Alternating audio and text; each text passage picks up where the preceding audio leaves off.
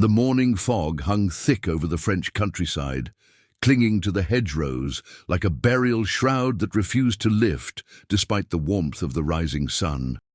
It was June 1944, and the air still carried the acrid smell of gunpowder from the beaches where thousands of young men had fallen just days before. Somewhere in the distance, artillery rumbled like thunder approaching across the plains, a constant reminder that the war was far from over and that death could come for any of them at any moment. Private First Class Thomas Brennan pressed his back against the cold steel interior of his Sherman tank, his fingers trembling slightly as he adjusted the elevation wheel of his gun sight with the precision that had become second nature to him over months of training and weeks of combat. At 23 years old, he had already seen more death in the past week than most men witness in a lifetime. His olive-drab uniform was stiff with dried sweat and diesel fuel, his red hair matted beneath his tanker's helmet, and his eyes carried a heaviness that no amount of sleep could ever hope to cure. The gunner hit the exact same spot 3 times in a row, and when that third shell found its mark, 60 tons of German engineering erupted from the inside out. The Tiger tank, the most feared weapon in Hitler's arsenal, died in a ball of flame and twisted metal that lit up the French countryside like a second sunrise. But before we get to that moment, the moment that would make Thomas Brennan a legend, whispered about in mess halls and briefing rooms across the entire European theater of operations, I need to tell you how a farm boy from Kansas became the most precise gunner in the entire 3rd Armored Division. This is a story of skill forged in the wheat fields of the American heartland, of courage tested in the hell of modern warfare, and of a man who carried the weight of his actions for the rest of his long life. If you're enjoying this story, please take a moment to hit that like button and subscribe to our channel. Your support helps us bring you more incredible stories of courage and sacrifice from history's greatest conflicts. And if you want to be notified when we post new videos, don't forget to click that notification bell so you never miss another tale from the battlefield. Thomas grew up on a wheat farm outside of Wichita, Kansas, where the horizon stretched so far you could watch the weather coming 3 days before it arrived. The sky there was so vast and so blue that it seemed to swallow everything beneath it, making men feel small in the face of nature's endless expanse. The Brennan farm had been in the family since 1898, when Thomas's great-grandfather, Seamus Brennan, had claimed 160 acres under the Homestead Act and built the first rough cabin that would eventually become the white clapboard farmhouse where Thomas was born on a cold November morning in 1920. Seamus had been an immigrant from County Cork, Ireland, fleeing the poverty and oppression of British rule for the promise of free land in the American West. He had arrived in Kansas with nothing but the clothes on his back, a strong work ethic, and an unshakable determination to build something that would last for generations. The farm he carved out of the prairie had nearly killed him more than once. But he had persevered through drought and flood, through locust plagues and prairie fires, through everything the harsh Kansas climate could throw at him. Thomas's grandfather, Patrick Brennan, had expanded the farm to over 400 acres, adding cattle to the wheat operation and building the barn that still stood when Thomas was a boy. Patrick had married a schoolteacher named Margaret from back east, a woman who insisted on education and culture even in the middle of the Kansas wilderness. She had filled their home with books, with music, with the belief that a man could work with his hands and still improve his mind. Thomas's father, Harold Brennan, was a quiet man with calloused hands and eyes that seemed to carry the weight of secrets he would never share with anyone, not even his only son. Harold had served in the American Expeditionary Forces during the Great War, spending 18 months in the trenches of France before a German machine gun bullet shattered his left shoulder at the Battle of Belleau Wood and sent him home with a Purple Heart and memories that haunted him for the rest of his days. He never spoke about the war unless he was drinking, and he rarely drank because he knew what the memories would do to him if he let them loose. But Harold recognized something in his son from an early age, a steadiness of hand and sharpness of eye that set Thomas apart from other boys in the county. It was more than just good vision or natural coordination. There was something almost mathematical about the way young Thomas calculated distance and angle, something instinctive about the way he understood trajectory and windage without ever being taught. When Thomas was 8 years old, Harold took him out to the back 40 with an old Winchester rifle that had belonged to Seamus and set up tin cans on a fence post at 50 yards. Most boys that age could barely hold the rifle steady against their shoulder, let alone aim it with any accuracy. Thomas put 3 rounds through 3 cans in less than 10 seconds, the report of the rifle echoing across the empty fields like thunder. Harold said nothing, just nodded slowly and handed his son more ammunition from the box in his coat pocket. They spent the rest of that afternoon shooting, Harold watching silently as Thomas hit target after target with a consistency that should have been impossible for a child his age. When the ammunition was gone and the sun was setting orange and red across the western horizon, Harold finally spoke. He told Thomas that he had a gift, but that gifts always came with responsibility. He said that the ability to take life, even the life of a tin can, was not something to be taken lightly. Thomas did not fully understand what his father meant that day. He would not understand for many years to come, not until he had seen the things that Harold had seen in the trenches of France, not until he had created horrors of his own in the fields and villages of Europe. By the time Thomas was 12, he was the best shot in Sedgwick County and possibly in the entire state of Kansas. Farmers from miles around hired him to clear prairie dogs from their fields, paying him a nickel for every tail he brought back as proof of the kill. Some weeks, during the height of prairie dog season, Thomas earned more money shooting varmints than his father made selling wheat at the grain elevator in town. But it was not just the shooting that made Thomas special, that set him apart from the other farm boys who could handle a rifle with reasonable skill.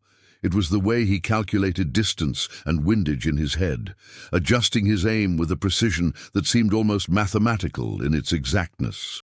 Other hunters relied on instinct and luck, on the feel of the rifle and the hope that their shot would find its mark.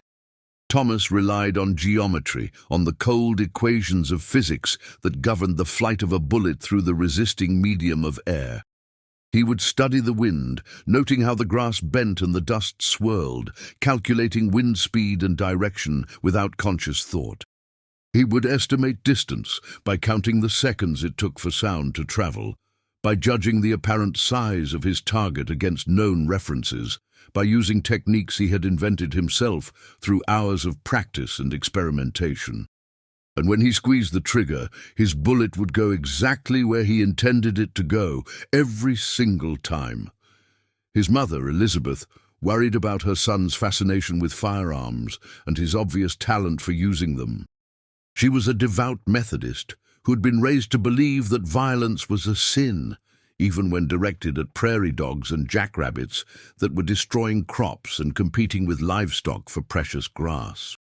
She made Thomas attend church every Sunday without fail and pray for forgiveness every time he took a life, no matter how small or seemingly insignificant that life might be. Thomas dutifully bowed his head and mouthed the prayers, but in his heart he felt no guilt for killing the animals that threatened his family's livelihood.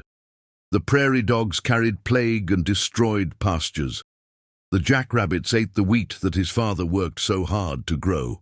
The coyotes killed chickens and lambs, and sometimes even calves. Killing them was not sin, it was survival. Thomas never told his mother about the time he shot a coyote that was attacking their chickens in the grey light of dawn. He never told her about the satisfaction he felt watching the predator drop mid-stride, a perfect shot through the heart at 150 yards while the animal was running at full speed.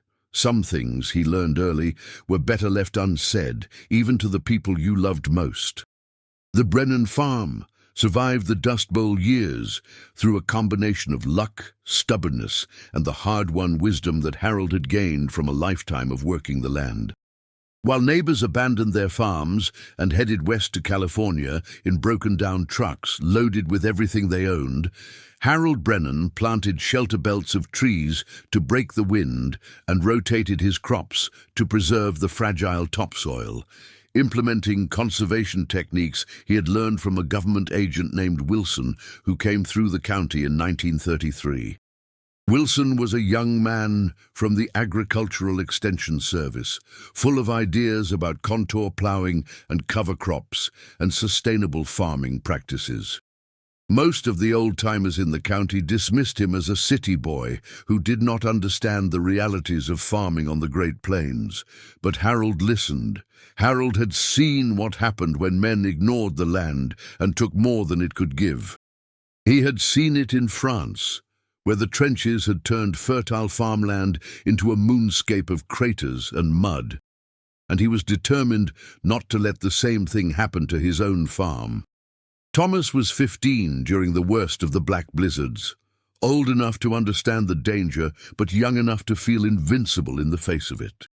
He stood on the porch of the farmhouse and watched the sky turn dark at noon as walls of dust rolled across the plains like solid things, blotting out the sun and turning day into night. The dust was everywhere, seeping through the cracks around windows and doors, coating every surface with a fine brown grit that got into your eyes and your nose and your lungs. He and his father wrapped wet cloths around their faces and went out to save what livestock they could, leading terrified horses and cattle into the barn while the world disappeared in a choking brown haze. The animals were panicked, their eyes rolling white with fear, and it took all of Thomas's strength to hold onto the lead rope of a mare named Duchess while she tried to bolt into the storm. He talked to her in a calm, steady voice, the same voice he would later use to steady his crew in the chaos of battle. And eventually, she followed him into the shelter of the barn. Those years taught Thomas about survival, about doing whatever was necessary to protect what mattered. They taught him about patience, about waiting out storms that seemed like they would never end, about enduring hardship without complaint, because complaining accomplished nothing. And they taught him about death, watching animals suffocate on dust, watching neighbors bury children who had developed dust pneumonia, watching his own mother cough blood into a handkerchief that she tried desperately to hide from her family. Elizabeth Brennan had always been delicate, a city girl from Topeka who had fallen in love with Harold when he came to town to sell his wheat and had followed him back to the farm despite her family's objections. The dust was particularly hard on her lungs, which had never been strong to begin with.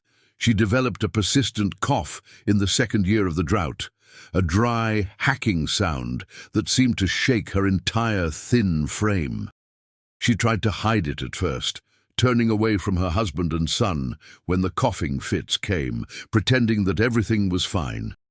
But as the months passed and the dust continued to fall, the cough grew worse. The handkerchiefs she used to cover her mouth began to show spots of blood, then larger stains, then nothing but red.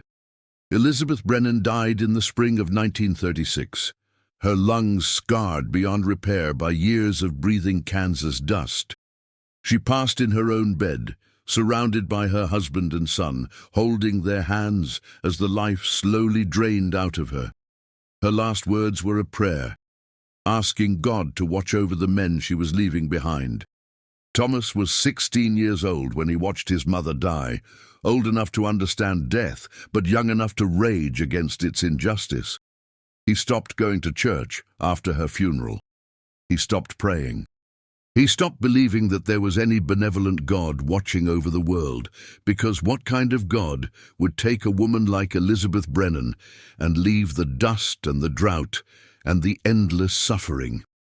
He threw himself into work on the farm, driving his body to exhaustion every night so he would not have to think about the empty chair at the dinner table.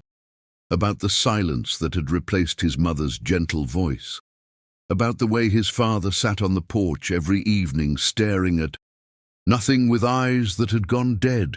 Work became his escape, his religion, his reason for getting up every morning. Harold never remarried, though there were women in town who made their interest known with pies and casseroles and meaningful glances. He grew quieter after Elizabeth's death, speaking only when necessary, communicating with his son through shared labor rather than words.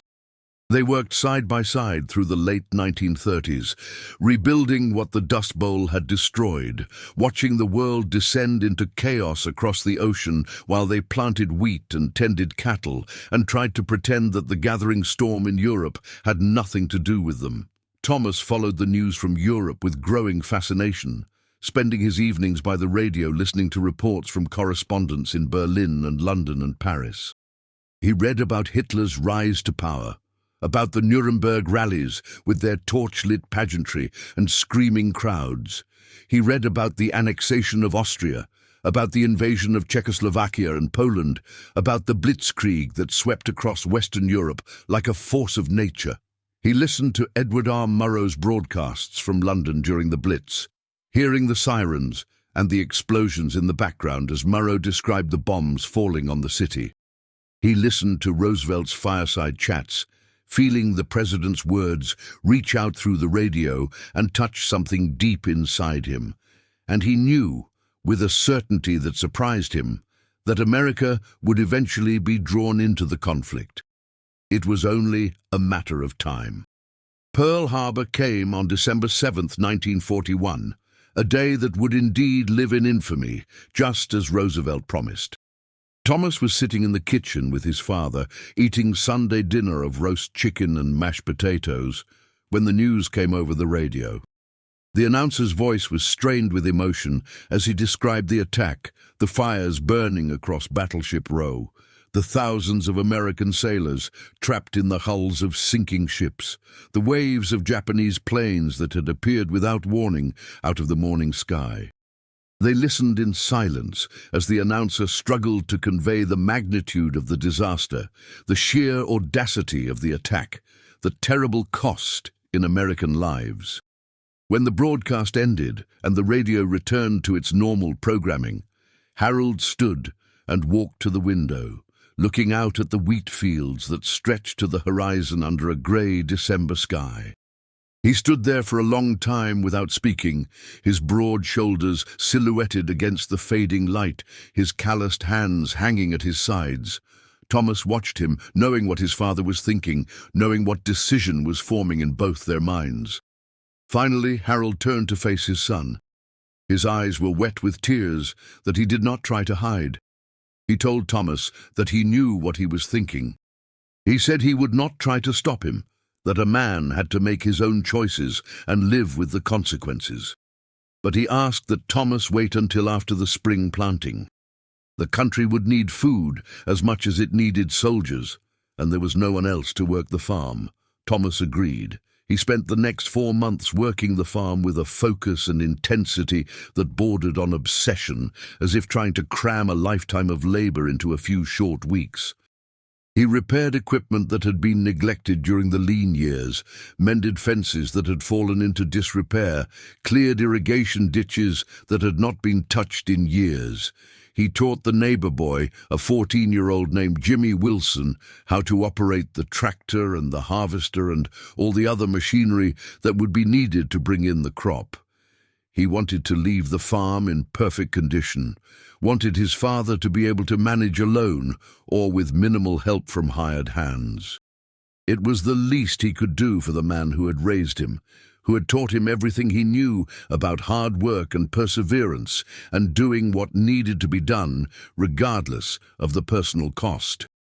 In April 1942, with the wheat in the ground and the first green shoots emerging from the soil like promises of abundance to come, Thomas Brennan walked into the Army recruitment office in Wichita and enlisted in the United States Army. The recruiting sergeant was a heavy-set man named Patterson, who had seen action in the Meuse-Argonne offensive during the Great War, and still walked with a pronounced limp from the shrapnel in his right hip that the surgeons had never been able to remove. He looked Thomas up and down, with experienced eyes, taking in the tall, rangy frame, the weathered hands that spoke of years of manual labor, the steady gaze that did not waver or look away. Patterson asked if Thomas had any skills that might be useful to the army. Thomas told him about the farm machinery he had maintained and repaired over the years, about the engines he had rebuilt in the barn when the mechanics in town said they were beyond saving, about the harvester he had kept running for 3 consecutive seasons through sheer determination and improvised repairs. The sergeant nodded and made a note on his clipboard with a stubby pencil. Then he asked about the rifle shooting. Word had apparently spread to Wichita about the farm boy who could shoot the eye out of a jackrabbit at 200 yards, who had won every shooting competition in the county for the past 5 years, who was said to have killed a running coyote at 150 yards with a single shot. Thomas confirmed that he could shoot some. He had learned not to boast about his abilities, but he saw no point in false modesty either. The sergeant smiled, a knowing expression that suggested he had heard such understatements before, and made another note on his clipboard. 2 weeks later, Private Thomas Brennan found himself on a train bound for Fort Knox, Kentucky, home of the Army's armored force and the premier tank training facility in the United States.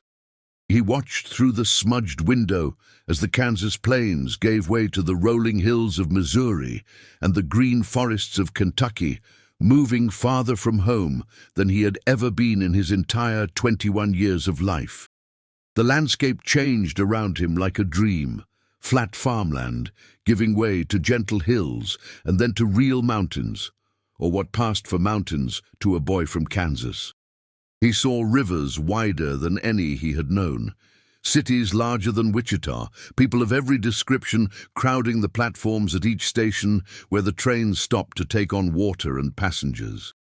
Fort Knox was overwhelming in a way that Thomas had not anticipated. Thousands of men crowded the base, all of them learning to operate the machines that would carry them into battle against the forces of fascism. Tanks rumbled across the training grounds from dawn until dusk, filling the air with the roar of engines and the rattle of tracks and the shouts of instructors who seemed to be everywhere at once. The noise alone was enough to drive some men crazy, a constant assault on the senses that never let up from reveille to taps. But Thomas found himself adapting quickly, his farm-bred endurance serving him well as he pushed through training that broke other men. He had worked from sunup to sundown his entire life. This was just a different kind of work. Thomas was assigned to a training company under the command of Captain William McCarthy, a West Point graduate who had studied armored warfare in Germany before the war and understood better than most American officers what they would face when they finally met the German panzers in battle. McCarthy was a lean, intense man with sharp blue eyes and a habit of appearing suddenly behind trainees who thought they were not being observed. McCarthy ran his company hard, pushing his men to their limits and beyond, accepting nothing less than perfection in everything from tank maintenance to combat maneuvers. He had seen the German army in action during pre-war exercises, had watched their tanks sweep across the training grounds with a precision and aggression that had impressed and terrified him in equal measure. He was determined that his men would be ready when they faced that enemy for real. The first weeks of training were spent learning the basics of armored warfare, how to start and stop a tank without stalling the engine or stripping the gears, how to communicate with the crew using hand signals and intercom in the deafening noise of combat, how to escape from a burning vehicle in less than 30 seconds, the average time a wounded tank would give you before the ammunition cooked off and killed everyone still inside.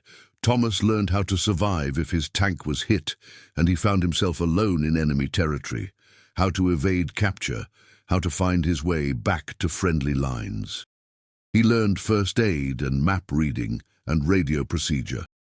He learned the 1,000 small details that could mean the difference between life and death on the battlefield. He excelled at the physical training, but struggled with the claustrophobia of being inside a tank.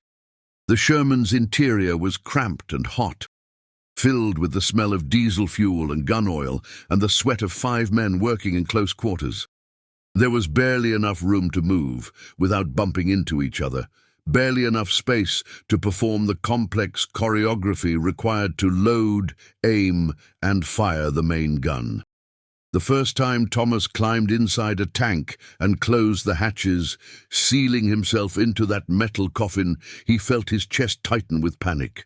The walls seemed to press in from every side, the ceiling barely inches above his head, the air thick and hot and hard to breathe. For a terrible moment, he thought he was going to scream, to claw at the hatches until they opened, to do anything to escape that crushing confinement. But he forced himself to breathe slowly, to count to 10, to focus on the tasks at hand rather than the walls pressing in around him. He had survived dust storms that blotted out the sun. He had endured blizzards that buried men alive. He could survive this. Over the following weeks, the panic gradually subsided, replaced by a familiarity that was almost comfortable. The tank became his world, its rhythms and sounds as natural as the changing seasons on the Kansas farm. He learned to judge the engine's health by the pitch of its roar, to feel the track's grip on the ground through the soles of his boots, to sense the turret's position without looking at the indicators. 6 weeks into training, Thomas was selected for specialized gunnery instruction based on his scores on the rifle range and his performance in preliminary tank exercises. Sergeant Major William Chen, a veteran of the North African campaign, who had lost his left hand to a German 88-meter round during the Battle of Kasserine Pass, took charge of his education. Chen was a hard man, his face weathered by sun and wind and scarred by shrapnel, his eyes carrying the 1,000-yard stare of a soldier who had seen too much death to ever truly come home. He was short on patience for anything less than total commitment, having watched too many young gunners die because they hesitated, because they second-guessed themselves, because they tried to find the perfect shot instead of taking the good enough shot that would keep them alive. But Chen also recognized talent when he saw it, could spot the natural shooters who would become the backbone of any armored unit. And Thomas Brennan had more raw talent than any gunner Chen had trained in 3 years at Fort Knox, perhaps more than any gunner Chen had ever seen.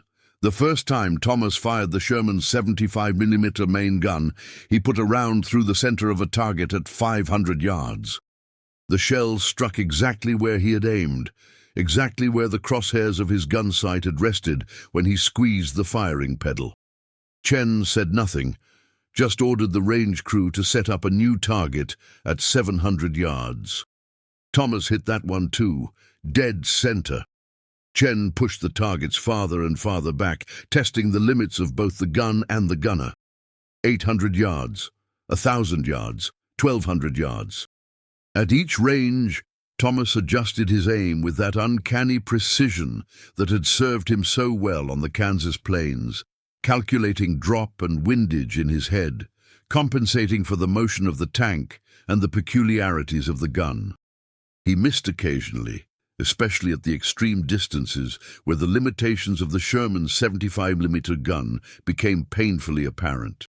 The gun had been designed for infantry support, not for dueling with enemy tanks at long range, and its shells lost velocity and accuracy as distance increased.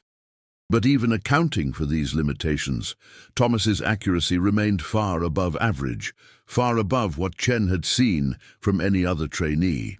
Chen pulled Thomas aside after a particularly impressive session where he had hit 12 targets in a row at varying ranges, some stationary and some moving, some hull down and some exposed. The sergeant major looked at him with eyes that had seen too much death and asked if Thomas understood what he was being trained for. Thomas said he understood. He was being trained to kill enemy tanks. Chen shook his head slowly. He explained that hitting targets on a range was one thing, shooting at another tank, knowing that men just like them were inside, men with families and friends and dreams for the future, that was something else entirely. He said the first time Thomas watched a tank brew up with 5 men inside, watched them burn, or heard them scream as they tried to escape through hatches that were jammed or too hot to touch, something inside him would change forever. Something would break, Chen said, and it would never be fixed. Not completely. Not ever. Thomas swallowed hard. He asked if Chen regretted his choices, regretted becoming a tanker and learning to kill with such efficiency. The sergeant major was quiet for a long moment, staring at something only he could see. Then he held up the stump where his left hand had been, the scarred flesh still angry and red, even months after the wound had healed. He said he regretted a lot of things. He regretted the friends he had lost at Kasserine, the good men who had died because the American tanks were inferior to the German panzers, and the American commanders had not known what they were doing. He regretted the German crews he had killed, young men no different from himself who had been born in the wrong country at the wrong time, but he did not regret being good at his job. His skills had saved his crew more times than he could count, had brought them through engagements that should have killed them all. The men who died were the ones who hesitated, the ones who flinched, the ones who let fear make their decisions for them. Chen looked Thomas directly in the eyes, holding his gaze with an intensity that was almost physical. He told Thomas to be the best gunner he could be. He said Thomas should never hesitate, never second-guess himself, never show mercy to a man who was trying to kill him and his crew. Do that, Chen said, and maybe, just maybe, Thomas would survive long enough to regret it all later. Thomas completed his training in the fall of 1943, graduating at the top of his class with commendations from both Captain McCarthy and Sergeant Major Chen. He was assigned to the 3rd Armored Division, nicknamed the Spearhead Division, for its role as the tip of the American advance, which was preparing for deployment to England as part of the massive build-up for the invasion of Europe. The division was stationed at Camp Polk in Louisiana, where the heat and humidity were almost as oppressive as the endless training exercises that filled every day. Thomas arrived in October, just as the worst of the summer heat was beginning to break, and was immediately assigned to a tank crew that was already assembled and waiting for a gunner to complete their complement. Staff Sergeant Raymond Martinez, the tank commander, was a 32-year-old career soldier from San Antonio, Texas, with a thick black mustache and a drawl so heavy that Thomas sometimes struggled to understand him, despite having lived his whole life in the American heartland. Ray had enlisted in 1935, had served in the Philippines before the war, and had survived 2 tank kills in North Africa and Sicily, emerging from burning hulks with nothing but minor burns and a fatalistic sense of humor that he used to mask the trauma he carried. Ray was the kind of soldier who seemed to have been born in uniform, who moved through military life with an ease that Thomas envied. He knew every regulation and how to bend it without breaking it. He knew every officer's weakness and how to exploit it for the benefit of his crew. And he knew combat, knew it in his bones in a way that no amount of training could teach. Corporal Eugene Kowalski, the driver, was a former mechanic from Detroit who had grown up in the shadow of the Ford Rouge plant and had been working on engines since he was old enough to hold a wrench. Gene was enormous, standing 6'4" with hands like dinner plates and shoulders that barely fit through the Sherman's driver hatch, but he moved through the cramped interior of the tank with surprising grace, folding his massive frame into the driver's seat like a contortionist. Gene had been driving tanks since 1940, when he had enlisted to escape the poverty of the Depression, and he knew the M4 Sherman's quirks better than the engineers who had designed it. He could diagnose engine problems by sound alone, could coax extra horsepower out of the Continental R975 radial engine through adjustments that were not in any manual, could keep a tank running through conditions that should have left it dead on the battlefield. Private First Class Robert Washington, the loader, was the youngest member of the crew at just 19 years old. Bobby had been a football star in Chicago, a halfback recruited by 3 Big Ten schools before the war interrupted his athletic career. He was fast and strong, with reflexes honed on the football field that translated perfectly to the brutal physical demands of loading shells into a tank gun. But Bobby had not enlisted for glory or adventure. His older brother Marcus had been killed at Anzio in the spring of 1944, cut down by German machine gun fire while trying to advance up a beach that had become a killing ground. Bobby had received the telegram 3 days later, had read the cold official words that informed him of his brother's death, and had enlisted the same day, driven by a rage that he channeled into becoming the fastest loader in the entire division. Private Marcus Webb completed the crew as assistant driver and bow gunner. Marcus was different from the others. A quiet intellectual from Boston who had studied English literature at Harvard before the war and had been 2 courses away from his degree when Pearl Harbor changed everything. He kept a worn copy of Hemingway's A Farewell to Arms in his uniform pocket and quoted passages during the long hours of boredom that punctuated military life. The other men teased Marcus about his books, called him professor, and asked when he was going to give them a lecture on Shakespeare.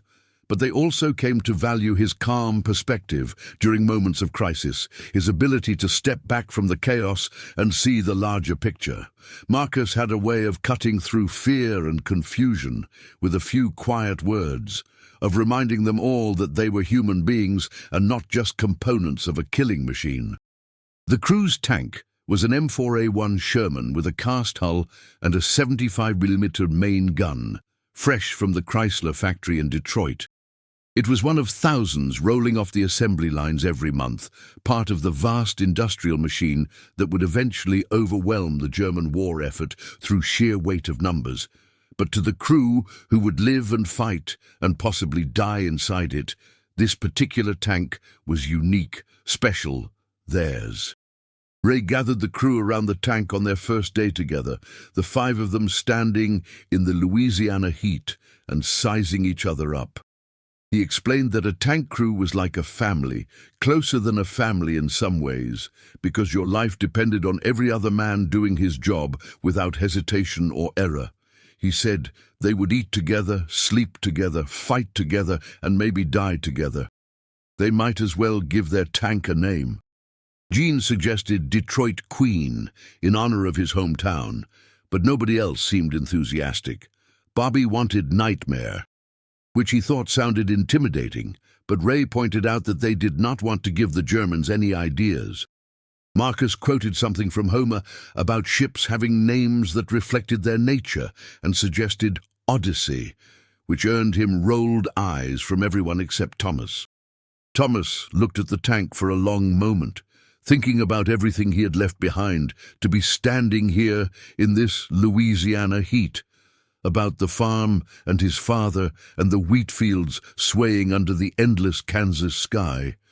He thought about his mother buried in the cemetery outside Wichita, about the life he had known and the future that was no longer certain. Then he said, Lady Kansas. Ray nodded slowly, as if the name had passed some test only he understood. Lady Kansas it was. The months in England passed slowly, filled with training exercises and equipment inspections, and the endless waiting that was so much a part of military life.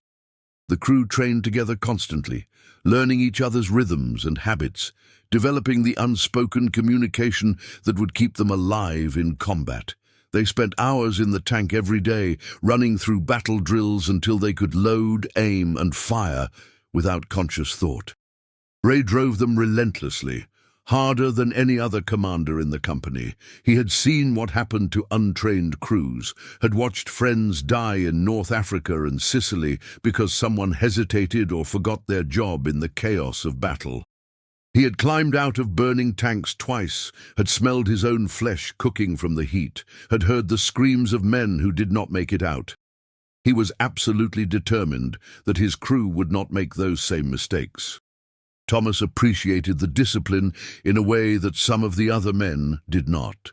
It reminded him of the farm, of the endless repetition of chores that had become automatic through years of practice. Milking the cows, feeding the chickens, repairing the fences, planting the wheat, harvesting the grain. You did not think about these things. You simply did them, your body moving through the familiar motions while your mind wandered elsewhere. He learned to load the gun almost as fast as Bobby, who was a natural at the brutal physical task of handling 75mm shells in the cramped confines of the turret. He learned to drive almost as smoothly as Jean, who could make the Sherman dance over terrain that should have stopped it cold. He learned to command almost as effectively as Ray, who seemed to have eyes in the back of his head and a sixth sense for danger. A good tank crew, Thomas realized, was like a single organism with 5 brains, each part supporting and reinforcing the others. The commander saw the battlefield and made the decisions. The gunner aimed and fired the main gun. The loader kept the shells coming. The driver positioned the tank. The assistant driver manned the bow gun and helped with maintenance. Each role was essential. Each man was irreplaceable. On June 6, 1944, Thomas and his crew listened to the radio as the invasion of Normandy began. They were part of the follow-up forces, scheduled to land several days after the initial assault, and the waiting was agony. Reports came in throughout the day, fragmentary and confused, painting a picture of desperate fighting on the beaches and heavy casualties among the first waves. All around them, Thomas knew, men were dying on the beaches of France while they sat in England, helpless to do anything but listen and pray. Men they had trained with, men they had drunk with, men whose faces they would never see again. The weight of it was almost unbearable. 3 days later, Lady Kansas was loaded onto an LST landing ship for the crossing to France. The channel was rough, waves crashing against the hull hard enough to throw men off their feet, and Thomas spent most of the journey vomiting into his helmet. His Kansas-bred stomach was completely unprepared for the violence of the sea, for the constant pitching and rolling that turned the world into a nauseating blur of motion. Ray stood in the commander's cupola throughout the crossing, binoculars pressed to his eyes, watching the distant coast grow closer with each passing hour. He had been unusually quiet since they boarded, his jokes and stories replaced by a grim silence that unsettled the crew.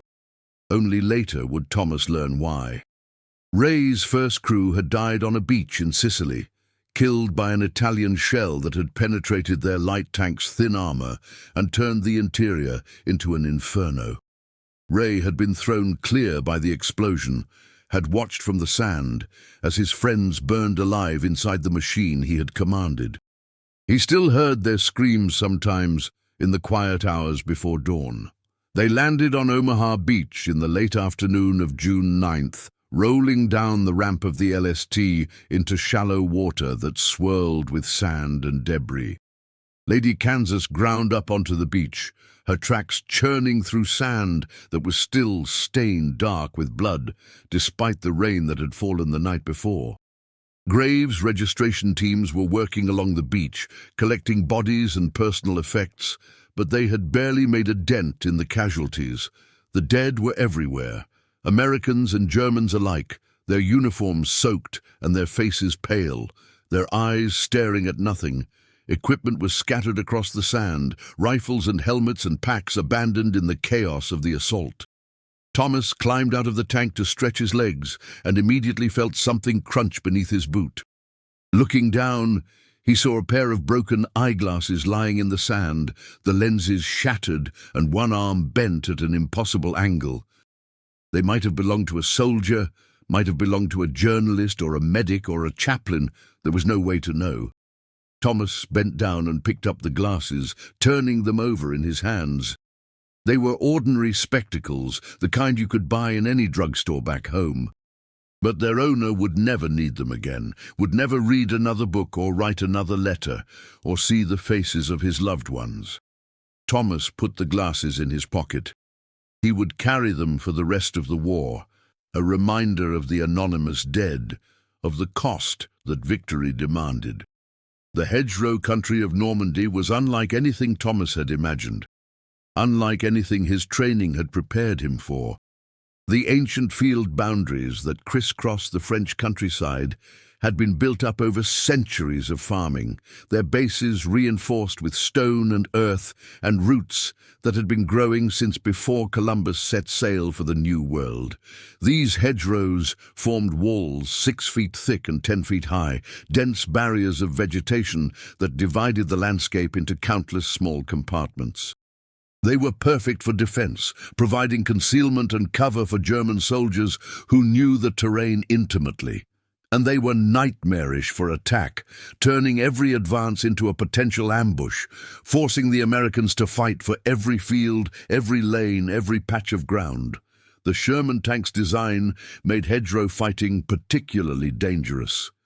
The tank's flat belly, which housed the transmission and other vital components, was vulnerable to German Panzerfaust anti-tank rockets. The standard tactic for crossing a hedgerow was to climb over it, tilting the tank backward and exposing this vulnerable underside to any enemy soldier hiding in the vegetation with a Panzerfaust in his hands. Worse still, the narrow lanes between hedgerows turned every advance into a potential kill zone. Enemies could attack from multiple directions simultaneously, could appear from seemingly nowhere and vanish just as quickly into the dense vegetation. The Americans had tanks and artillery and air support, but none of that mattered much when you could not see your enemy until he was close enough to touch. In the first week alone, the 3rd Armored Division lost 17 tanks to Panzerfaust attacks. Men Thomas had trained with in England, men he had drunk with and laughed with and complained with during the long months of waiting, were suddenly gone. Their names were added to casualty lists that grew longer every day, read out at morning formations that became increasingly somber. Lady Kansas survived through a combination of skill, luck, and a field improvisation that Jean had developed during their first day in the hedgerows. He had noticed that the thick earthen bases of the hedgerows could be breached if you had enough power and the right angle, and he had an idea. Working through the night with welding equipment borrowed from the maintenance company, Jean attached steel teeth to the front of Lady Kansas, fabricated from the wreckage of German beach obstacles that had been cleared from Omaha. These teeth, which the crew called rhino tusks, could bite into the base of a hedgerow and rip through it rather than forcing the tank to climb over. The modification was not authorized by headquarters, was technically a violation of regulations regarding unauthorized modifications to military equipment. But it worked. Lady Kansas could breach enemy defenses without exposing her vulnerable underside, could punch through the hedgerows that were costing American tanks so dearly. Word spread quickly through the division, and soon every Sherman in the 3rd Armored was sporting rhino tusks of one design or another. The generals eventually caught on and ordered the modification to be standardized, but by then Jean was already being called the man who had saved more American tankers than anyone except the medics. It was during the hedgerow fighting, in those brutal weeks of close combat and constant danger, that Thomas earned his reputation as the deadliest gunner in the Spearhead Division. The incident that established his legend happened near a small village called Saint-Jean-de-Dey on a grey morning in late June. Lady Kansas was advancing along a narrow road, part of a column of 4 Shermans, pushing toward an objective that intelligence claimed was lightly defended. Intelligence was wrong. Intelligence was almost always wrong. Ray spotted movement in the tree line ahead and ordered the column to halt. Through his periscope, Thomas saw what Ray had seen. A German Panzer IV was repositioning behind a hedgerow, its turret facing away from the American column. The enemy commander apparently had not realized he had been spotted, was focused on moving his tank to a better firing position. It was a gift. A Panzer IV caught from behind, its weaker rear armor exposed. But the gift would only last seconds. The moment the German commander realized his mistake, he would start turning his turret, and then Lady Kansas and the rest of the column would be in a fight for their lives. Ray spoke quietly into the intercom, his voice calm despite the urgency of the situation. He told Thomas to load armor-piercing and prepare to fire on his command. Bobby was already moving, grabbing a shell from the ready rack and slamming it into the breech with practiced efficiency. The whole sequence took less than 3 seconds. Thomas lined up his shot through the gun sight, calculating range and windage in the space between one heartbeat and the next. The Panzer IV was approximately 600 yards away, moving slowly as it repositioned. The wind was negligible, the humidity was high, which would affect the shell's trajectory slightly at this range. The Panzer IV began to turn, its commander finally aware that something was wrong.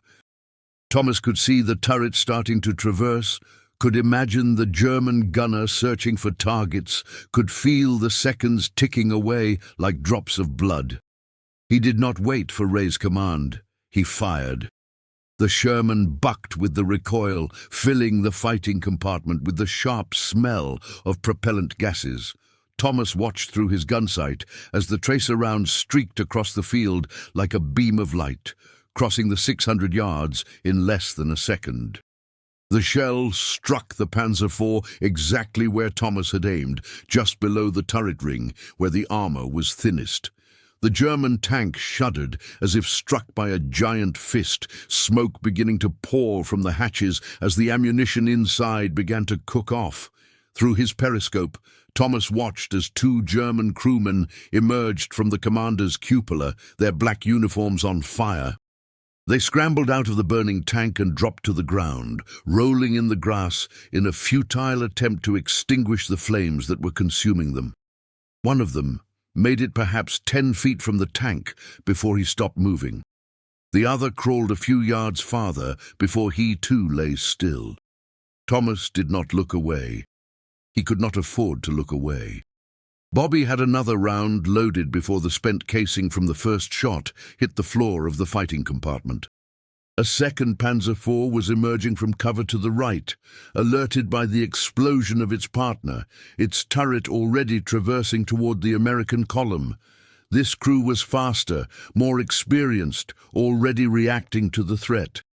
Thomas traversed his own turret, the electric motor whining as it struggled to keep up with his commands.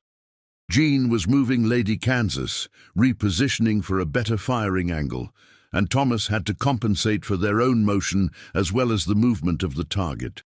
His first shot at the second tank went slightly high, striking the turret at an angle and glancing off without penetrating.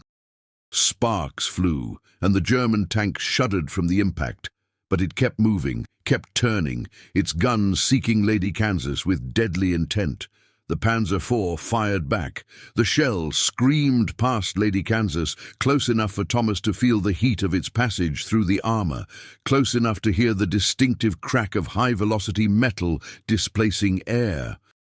Thomas adjusted his aim and fired again. This time the round found its mark, punching through the driver's viewport and killing the man inside instantly. The tank lurched to a stop, its engine still running but its steering gone, and Thomas watched as the surviving crew members bailed out and ran for the cover of the hedgerows. In less than 30 seconds, Thomas had destroyed 2 enemy tanks and effectively ended the ambush before it could begin. The remaining German forces in the area withdrew, apparently deciding that this particular American column was not worth the casualties they had already suffered. When the column returned to the assembly area that evening, word spread quickly through the division. The red-headed kid from Kansas had ice water in his veins and a gift for killing that bordered on supernatural. Officers came to congratulate Thomas, to ask how he had made those shots, to study his methods in hope of teaching them to other gunners. Within a week, everyone in the Spearhead Division knew his name. But Thomas did not feel proud. He felt hollow, empty, as if something essential had been drained out of him and replaced with cold machinery. That night, after everyone else was asleep, Thomas walked to the edge of the encampment and vomited into the bushes until there was nothing left in his stomach. He kept seeing the German crewmen on fire, kept hearing the screams that had been audible even through the steel walls of his tank. He had killed 4 men today, 4 human beings with families and hopes and fears just like his own.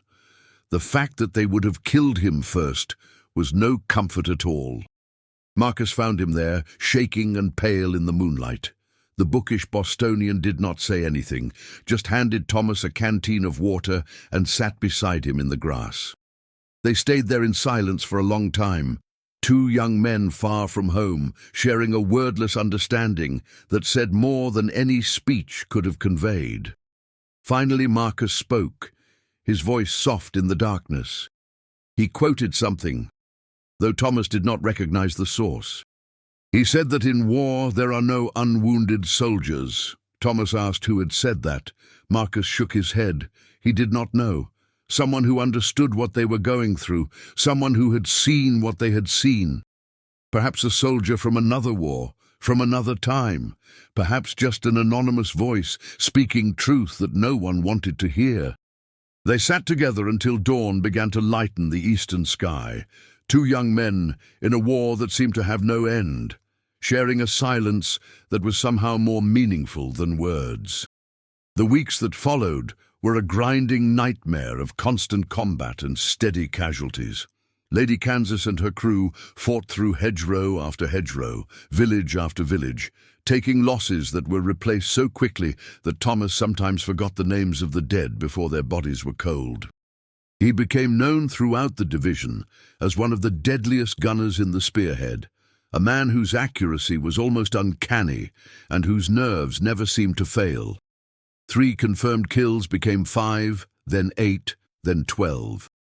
Officers began requesting Lady Kansas for particularly dangerous missions, knowing that Thomas's skill could make the difference between success and disaster.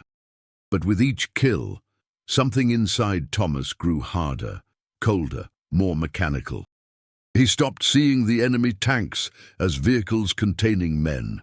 They became targets, mathematical problems to be solved with angles and trajectories. The screams of burning crews no longer haunted his dreams because he had learned to stop hearing them, had built walls inside his mind that kept the horror at bay. Ray noticed the change. One evening, after a particularly bloody engagement, he pulled Thomas aside near the maintenance tent and told him not to let the war turn him into a machine. He said it was good to be effective, good to be the best at what you did, but a man who stopped feeling anything at all was already dead inside. Thomas asked what he was supposed to feel. Grief for the enemies he killed? Guilt for surviving when so many others had died? Ray was quiet for a long moment, searching for words that might reach through the walls Thomas had built. Then he said that Thomas was supposed to feel enough to remember that this was not normal. Enough to know that what they were doing was necessary but not good. Enough to recognize that the men they killed had mothers and fathers, wives and children, dreams and fears just like they did. Ray looked at him with eyes that had seen too much death, eyes that carried wounds no medic could treat. He said that when Thomas stopped feeling anything at all, when the killing became as easy and automatic as breathing, that was when he should start worrying. That was when he would know he had lost something he might never be able to get back. Thomas nodded slowly. He understood what Ray was saying, even if he was not sure he could follow the advice.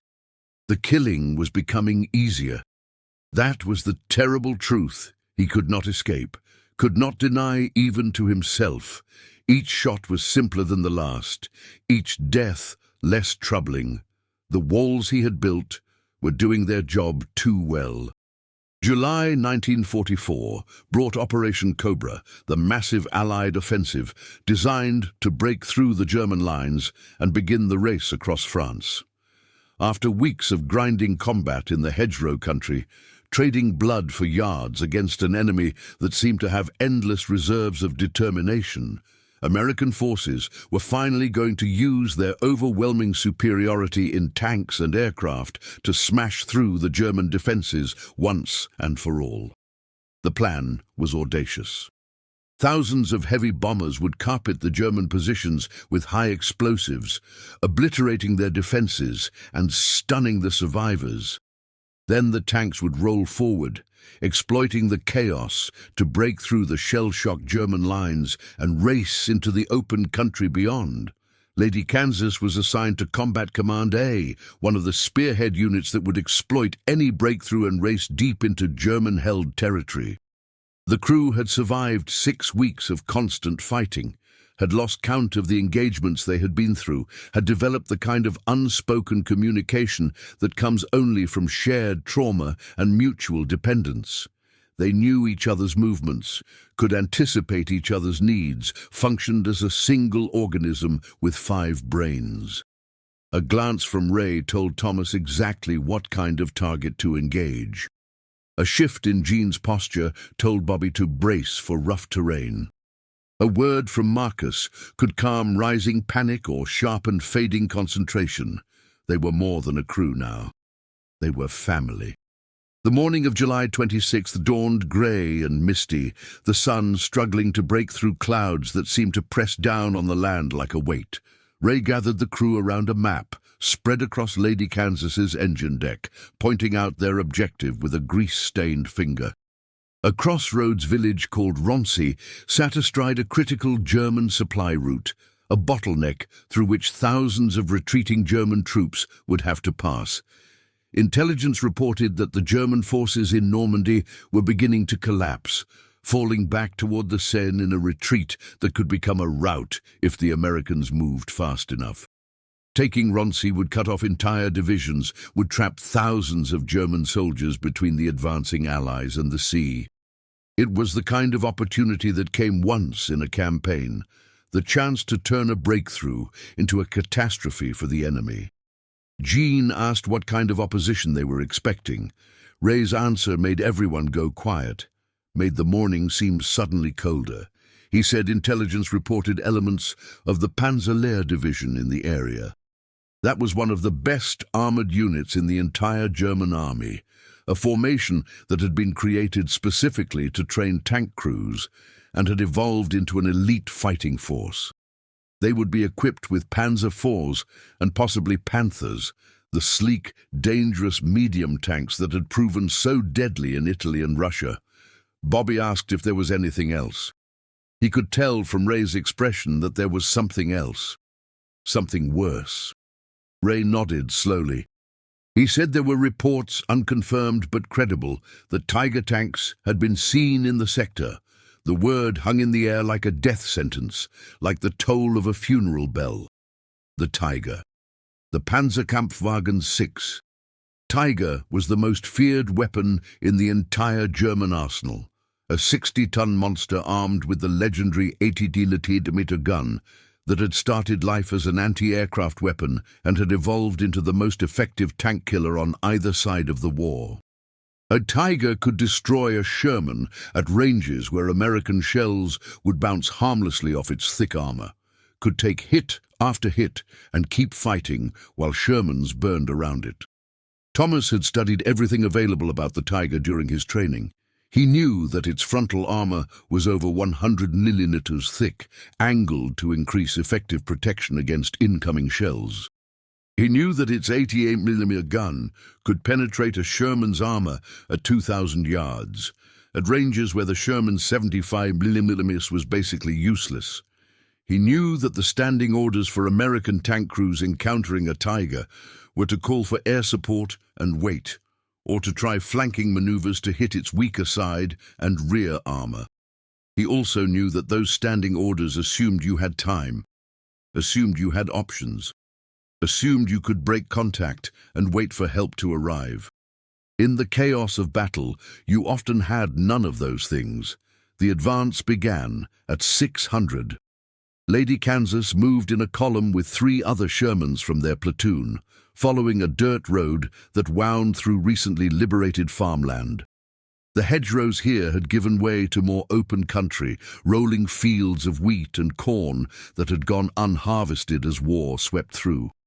Farmhouses stood empty along the route, their inhabitants fled before the advancing armies, their livestock scattered or dead. The fields were pocked with bomb craters and scarred by shell fire, the wounds of battle written across the landscape like scars on human flesh. Thomas kept his eye pressed to his periscope, scanning constantly for any sign of enemy movement. The mist was beginning to lift, revealing a landscape that might have been beautiful under other circumstances. In the distance, perhaps 2 kilometers ahead, he could see the spire of a church rising above the trees. Roncy.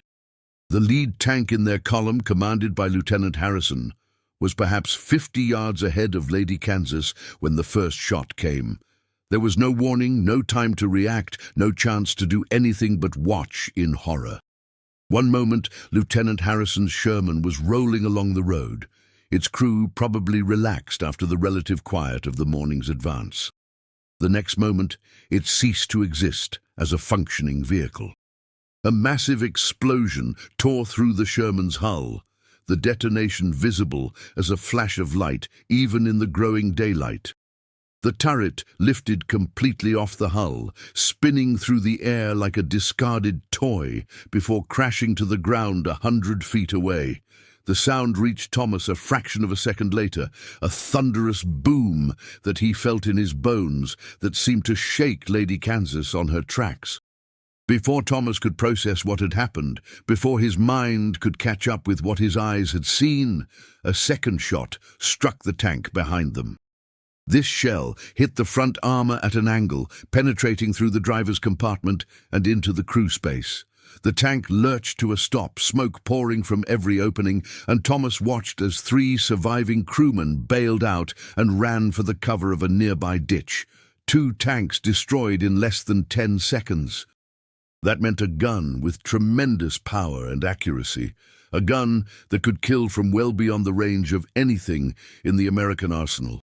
That meant a crew that knew exactly what they were doing, that had done this many times before. Ray was screaming into the radio, demanding information from headquarters, trying to coordinate with the other units in the area. Jean threw Lady Kansas into reverse without waiting for orders, trying to get behind a low stone wall that might offer some protection from the devastating fire. Bobby was loading a round into the breach, his hands moving with practiced efficiency, even as his face showed pure terror. Thomas searched desperately through his periscope, trying to find the source of the fire that had killed 10 men in less time than it took to draw a breath. The smoke from the burning tanks was obscuring his view. The mist was still hanging in patches across the field, and the enemy was somewhere out there, hidden, waiting to kill them. Then he saw it. The Tiger emerged from a tree line, approximately 800 meters to their left, its long 88-meter gun already traversing toward Lady Kansas. It was painted in the distinctive dark yellow of German armor, covered with Zimmerit anti-magnetic mine paste that gave its surface a textured, almost organic appearance. Even at this distance, Thomas could sense the massive weight of the thing, the brutal efficiency of its design, the killing power contained in that angular hull. Time seemed to slow down, each second stretching into an eternity. Thomas had perhaps 5 seconds before that 80mm gun completed its traverse and turned Lady Kansas into a coffin for 5 men. His mind raced through the options, discarding each one as fast as it arose. Running was pointless. The Tiger could hit a moving target at this range with ease, could track them across the field and put a shell through their engine compartment before they had gone 100 yards. Hiding behind the stone wall might buy them a few seconds, but the 88 would punch through the masonry like paper, would barely notice the obstacle as its shell continued on to find its target. Fighting back seemed equally hopeless. The Sherman's 75mm gun could not penetrate the Tiger's frontal armor at this distance, could not penetrate it at any distance in a straight fight. The only options were flanking maneuvers or lucky shots at weak points, and there was no time for flanking maneuvers, no time for anything but the next few seconds that would determine whether they lived or died. But Thomas remembered something from his training, a fragment of information from one of Sergeant Major Chen's lectures that surfaced now from the depths of his memory. Chen had mentioned that the Tiger's gun mantlet, the curved piece of armor that protected the base of the gun barrel, had a weakness. Where the mantlet met the turret face, there was a small gap, a shot trap where an American shell might find a path through to the interior. It was not a guaranteed penetration. It was not even a likely one. The gap was perhaps 3 inches wide at most, visible only as a shadow at the base of the barrel. Hitting it would require precision measured in fractions of degrees at a range of nearly a kilometer, would require a shot that no sane gunner would attempt when his life was on the line. Thomas was not feeling sane. He was feeling the cold clarity that came in moments of absolute crisis, the mathematical certainty that had served him so well on the Kansas plains. He had one chance to save himself and his crew, one impossible shot that might just work. He barked at Bobby to confirm armor-piercing was loaded. Then he pressed his eye to the gun sight and began his calculations. Range, approximately 780 meters. Wind, negligible based on the movement of smoke from the burning tanks. Lady Kansas was still moving backward, which meant he would need to compensate for their own motion as well as any movement from the Tiger. Elevation adjustment, 3 clicks up from his current setting to account for the slight downward slope of the terrain. The Tiger's gun was almost centered on them now. Thomas could see the muzzle of the 88, a dark circle that promised death, that would soon spit fire and steel at 3,200 feet per second. The German gunner was making his own final adjustments, taking that extra half-second to ensure a perfect shot. That half-second was all Thomas had. He made his final adjustment to the elevation wheel, feeling the mechanism click beneath his fingers. Then he squeezed the firing pedal. The Sherman bucked with the recoil, the breech slamming back and ejecting the spent casing in a cloud of propellant gases. Thomas watched through his gun sight as the tracer round streaked across the field like a beam of light, crossing the 800 meters to the Tiger in less than a second. The shell struck exactly where he had aimed, just below the gun barrel, where the mantlet met the turret face. Sparks flew, the distinctive flash of steel striking steel at high velocity. The Tiger shuddered slightly from the impact, but it did not stop. Its gun completed its traverse, pointing directly at Lady Kansas. Miss. The shell had hit the right spot, exactly where Thomas had aimed, but it had failed to penetrate. The armor was thicker than he had hoped, or the angle had been wrong, or simple bad luck had intervened. Bobby had another round loaded before Thomas could even call for it, the spent casing clattering to the floor as the fresh shell slammed into the breech. Good loader, the best loader Thomas had ever worked with. Thomas made a minute adjustment to his aim, perhaps 2 inches of elevation on his wheel. The first shell had struck slightly low, had hit the armored area below the actual gap. He needed to hit higher to find the precise point where the mantlet's protection was weakest. He fired again. This time the round struck slightly higher, catching the very edge of the mantlet where the armor transitioned from thick to thin. Thomas saw a flash of light as the shell penetrated, entering the Tiger's interior. A curl of smoke began to rise from the gap, thin and white against the morning sky. But still, the Tiger did not die. Its crew was still alive, still fighting, still preparing to fire the shot that would kill 5 American soldiers. The 80mm gun was pointed directly at Lady Kansas now, and Thomas knew that the German gunner was making his final adjustment, taking that last fraction of a second to ensure that his shell would find its mark. They had one shot left, one chance. If Thomas missed, if this shell failed to penetrate, if the Tiger's gunner fired first, they were all dead. Ray and Jean and Bobby and Marcus, 5 men whose lives depended on Thomas's skill and nerve and the mathematics of killing. Bobby slammed another round into the breech, the mechanical sound almost lost in the ringing of Thomas's ears. Thomas did not adjust his aim. He had hit the right spot. He had found the weakness in the tiger's armor, had opened a hole that his second shell had begun to exploit. He just needed to hit it one more time. He needed to widen that hole, to drive his shell through the gap his previous shots had created, to turn the tiger's interior into an inferno of flame and shrapnel. He fired. The third shell followed almost exactly the same trajectory as the second, striking within an inch of where its predecessor had penetrated. The weakened armor, already compromised by 2 impacts, gave way completely. For a long, terrible moment, nothing happened. The tiger sat there in the morning light, its gun pointed at Lady Kansas, seemingly untouched. Thomas felt his heart stop in his chest, felt time stretch into an endless instant of waiting. Then the 60-ton monster convulsed. A gout of flame erupted from the commander's cupola, bright orange against the grey sky. Secondary explosions followed immediately, the ammunition stored inside the tiger cooking off in a chain reaction that tore the tank apart from within. The turret lifted slightly from the hull, pushed up by the force of the internal detonations, before settling back at an angle. Black smoke poured from every opening as the tiger burned, as the machine that had killed 10 Americans in less time than it took to draw a breath became a funeral pyre for its own crew.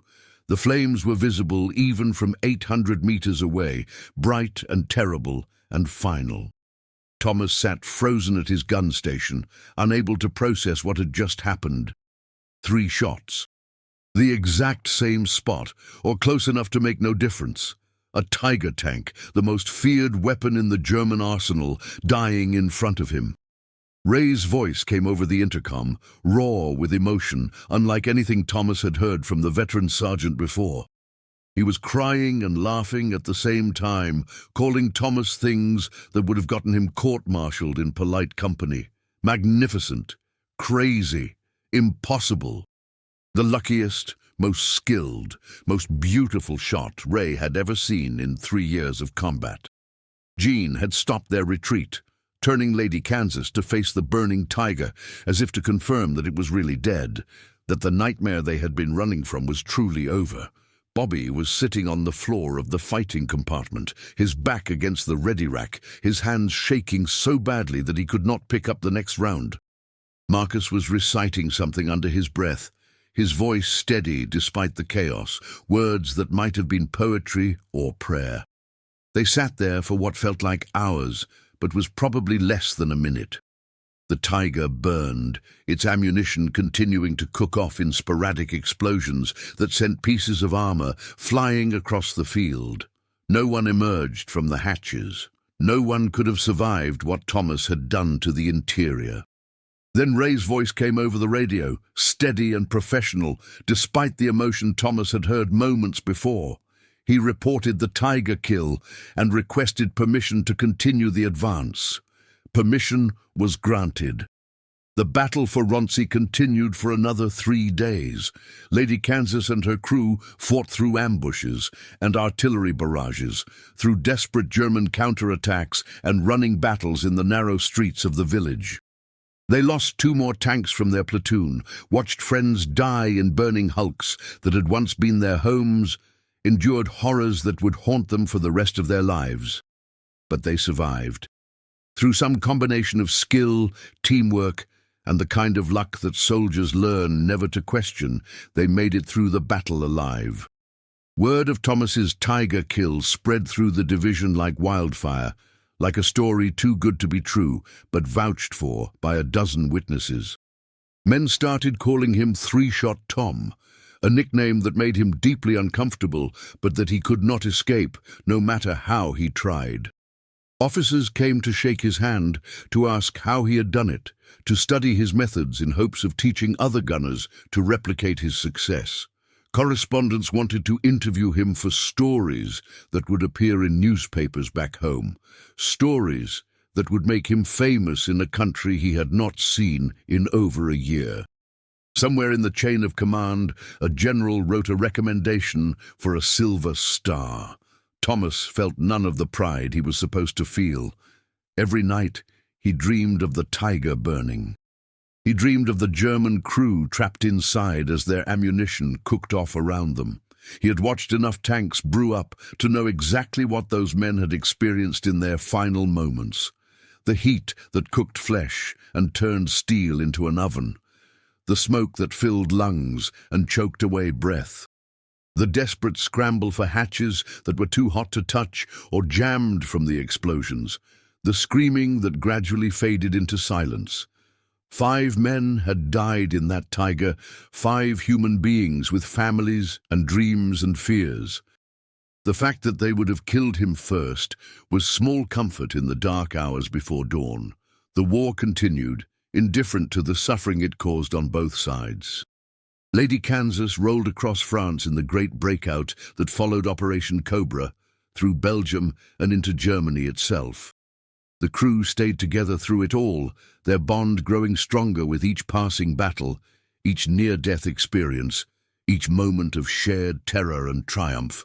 Thomas added more kills to his record, becoming one of the deadliest tank gunners in the entire European theatre of operations.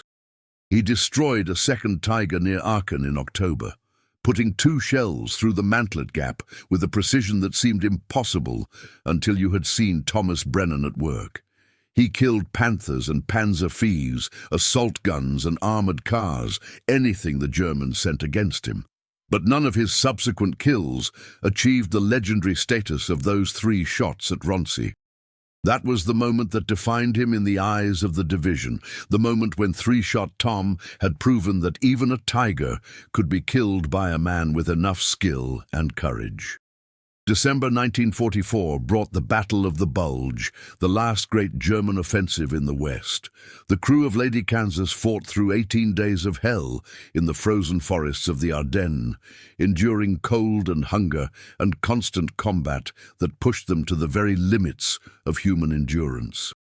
It was during this battle that Ray Martinez was killed by an artillery shell that landed less than 10 feet from the tank. Thomas found himself suddenly in command, thrust into a leadership role he had never wanted, and felt completely unprepared to fill. But there was no time for grief, no time for doubt. German panzers were advancing through the snow, and someone had to make the decisions that would keep the surviving crew members alive. Thomas commanded through the rest of the Bulge, earning a battlefield promotion to Staff Sergeant and a Bronze Star for his actions in the defense of a vital crossroads. When the German offensive finally collapsed and the Allies resumed their advance into Germany, Thomas had become a different man than the farm boy who had left Kansas 3 years before. The final months of the war passed in a blur of burning villages and surrendering Germans, of concentration camps whose horrors defied comprehension, and of Soviet soldiers celebrating victory on the banks of the Elbe River. When the war in Europe finally ended on May 8, 1945, Thomas and his surviving crewmates stood beside their battered tank and watched the sun set over a continent that was finally at peace. Thomas went home to Kansas that summer, returning to the farm where he had grown up, to the white-clapboard house and the wheat fields stretching to the horizon. His father, Harold, met him at the train station in Wichita, older and grayer than Thomas remembered, but still carrying the quiet strength that had always defined him. They drove home in silence, 2 men from 2 wars who understood each other without needing words. The memories they carried were too heavy to share with anyone who had not been there, and they had both learned that some things were better left unspoken. Thomas took over the farm when Harold's health began to fail in the early 1950s. He married a local girl named Sarah, a schoolteacher who had waited for him through the entire war, and together they raised 3 children on the same land that his great-grandfather had homesteaded more than 50 years before. He never spoke publicly about his experiences, declining interview requests and refusing to participate in reunions. The Silver Star sat in a drawer in his bedroom, taken out only once a year on the anniversary of D-Day, when Thomas would sit alone in the darkness and remember. In 1984, he received a letter from Germany. It was from Hans Müller, the son of the Tiger commander who had been killed at Ronsi. Heinrich Müller had survived the destruction of his tank, one of only 2 crewmen to escape the inferno, and had spent the rest of his life wondering about the American gunner who had made those 3 impossible shots. The correspondence that followed lasted for years. 2 men connected by an event that had lasted perhaps 10 seconds, but that had shaped both their families forever. Eventually, Thomas traveled to Germany and stood in the field where the Tiger had burned, placing a pair of broken eyeglasses at the base of a memorial stone. He had carried those glasses since Omaha Beach, a reminder of the anonymous dead, of the cost that victory had demanded. Now he laid them down at last. Thomas Brennan died in his sleep on May 8, 2005, exactly 60 years after victory in Europe Day. He was 82 years old, surrounded by his children and grandchildren in the same farmhouse where he had been born. His ashes were scattered in 2 places, as he had requested. Half in the wheat fields of Kansas, where he had grown up, and half in a field near Ronsi, France, where a young man from the plains had become a legend. 3 shots, the exact same spot, a 60-ton Tiger tank exploding from the inside out. That is the story they tell. But the true story is not about a tank at all. It is about a man who did what he had to do to survive, who carried the weight of that survival for the rest of his life, and who found, in the end, a way to make peace with his past. Thank you for watching. If this story moved you, please share it with others who appreciate tales of courage and sacrifice from World War II. Like and subscribe for more incredible stories from history, and leave a comment telling us what you thought of Thomas Brennan's journey from farm boy to legend.